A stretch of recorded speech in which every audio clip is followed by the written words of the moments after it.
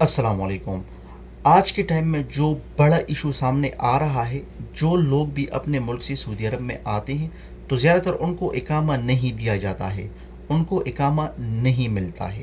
तो फिर आप इस सोच में रहते हैं कि अब हम क्या करेंगे, हमारे पास तो इकामा नहीं है, एजेंट ने हमारे साथ धोखा कर दिया है या कफील हमको इकामा नहीं दे रहा है, किसी वजह से आप फंस जाते हैं, आपको इकामा नहीं मिलता है। तो फिर आप सोच में रहते हैं कि क्या करना है, अब हम ट्रांसफ़र कैसे ले सकते हैं।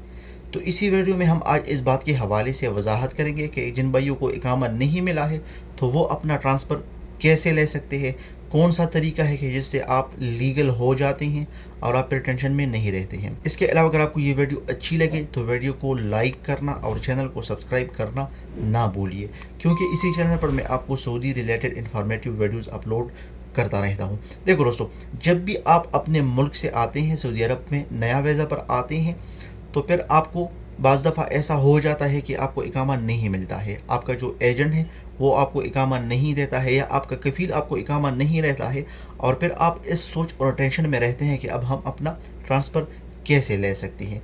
तो बिल्कुल भाई, आप अपना ट्रांसफ़र ले सकते हैं, आपको घबराने या टेंशन लेने की ज़रूरत नहीं है। मैं इसी वीडियो में आपको बताऊंगा कि आपने ट्रांसफ़र कैसे लेना है, लेकिन इसके लिए कुछ शराइत है जिसको आपने फॉलो करना है, उसके बाद आपका ट्रांसफ़र होगा।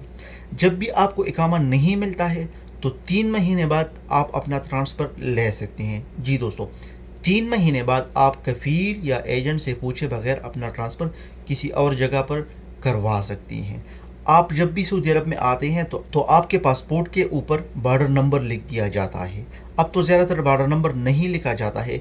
अगर आपके पासपोर्ट के ऊपर बॉर्डर नंबर नहीं लिखा गया है और आप अपना ट्रांसफ़र करना चाहते हैं और आप अपना बॉर्डर नंबर मालूम करना चाहते हैं, तो इसी वीडियो के डिस्क्रिप्शन में मैं लिंक दे दूंगा कि आपने अबशर से कैसे अपना बॉर्डर नंबर मालूम करना है।